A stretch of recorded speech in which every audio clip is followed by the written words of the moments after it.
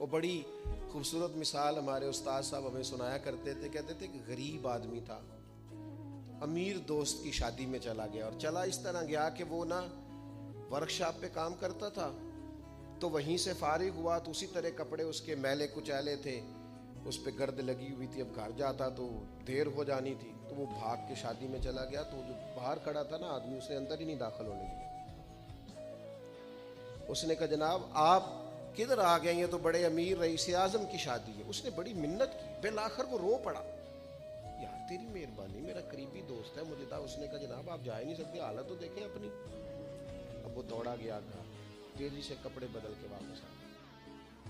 شادی بالکل اینڈ پہ ہو چکی. اب جب وہ سوٹ بوٹ اور وہ مایا شایا اور وہ جناب اس کا لباس بڑا حسین, تب اس کے لیے خود سے دروازہ کھولا گیا. وہ اندر گیا تو ساتھ رو رہا ہے, اور ساتھ وہ ڈونگا لے کے نا سالن والا برتن, تو اس میں کبھی اپنا کرتا ڈالتا ہے, کبھی اپنا بازو ڈالتا ہے کرتے کا.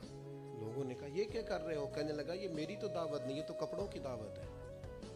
اگر میری دعوت ہوتی تو میں تو پہلے بھی آیا تھا, اسی شکل و صورت کے ساتھ آیا, لیکن مجھے اندر گھسنے نہیں دیا. میری غربت نے کیا مجھ کو زمانے میں بدنام, تیری دولت نے تیرے عیب چھپا رکھے.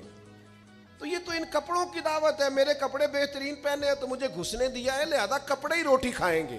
میں روٹی اذیت دی جاتی ہے, تکلیف دی جاتی ہے, آزمائش میں مبتلا کیا جاتا ہے. ایسے ایسے کھانوں کے نام لیے جاتے ہیں جو غریبوں کے ہاں پکتے نہیں.